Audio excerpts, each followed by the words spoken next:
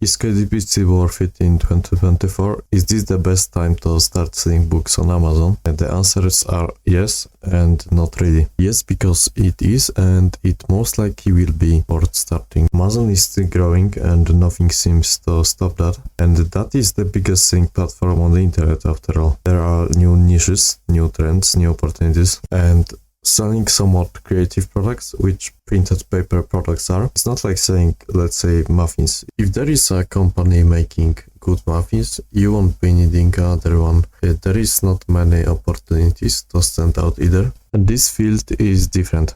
You might not become a millionaire from selling simple notebooks, but what you can do is pretty much limited only to creativity. You may remember this book. It was everywhere at some point, a huge hit, bestseller, author made a lot of money from it. And I'm showing you this as a perfect example of creating something different instead of just publishing in some niches like we all do. And notice that this notebook is something that everyone could create. The interior pages looks like this, so it's very simple design wise, nothing complicated at all. All that matters here is the idea. And the best advice I can give you right now is to try to stand out. If you see that every product in the niche is 8 by 11 inches, make it 6 by 9 inches. And now you can say that there is probably a good reason why every product is like that. That's true, but nobody will buy your product if it's the same as others. People will just buy the established one with dozens of reviews.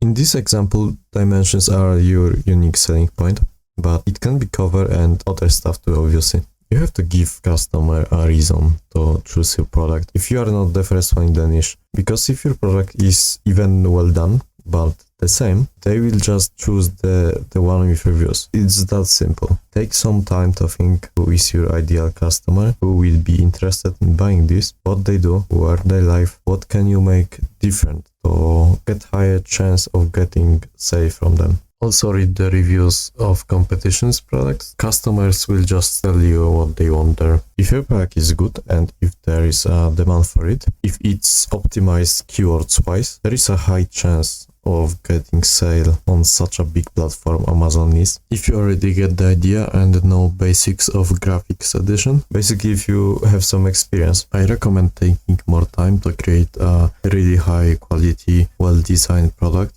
instead of just spitting out similar notebooks with slightly different cover. Try to think of your products like about fishnets. The more you set up, the higher chance of getting a fish. But if the net has holes, chance is much lower. And this metaphor is probably not the best one, but I hope you know what I mean by that. And about the second question, is this the best time to start selling books on Amazon? Not really. It was much easier a few years ago. Sometimes you can find really ugly products that look like they took 5 minutes in paint, but still have sales because they were released 10, 5 or even 3 years ago. And if you look at this graph, KDP gained a lot of popularity just recently. Competition nowadays is really huge. Amazon is flooded with notebooks and other low content books because of how easy they are to create. As you could get a reasonable amount of sales with low content a few years ago, it's not that easy now. You have to stand out, be different, make your cover unique, and I believe it is even better to make your cover original, but not that high quality instead of just making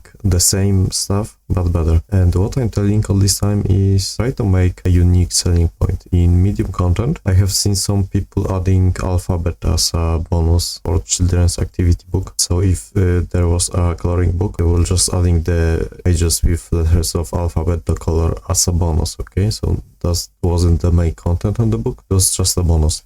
And if you are not the first one to publish in the niche, you are not the one to set the rules. And I will just mention that real quick. If you see like 6,000 results in the niche, which seems a lot, not all those are your competitors. Some products just rank on many keywords, so that's something to keep in mind too. And remember that the more difficult it is to create a product, the less competition there is. Sometimes it's better to create one well-done medium content book than 100 blank notebooks. Hope I didn't forget anything. If you have any questions, write them down in the comments.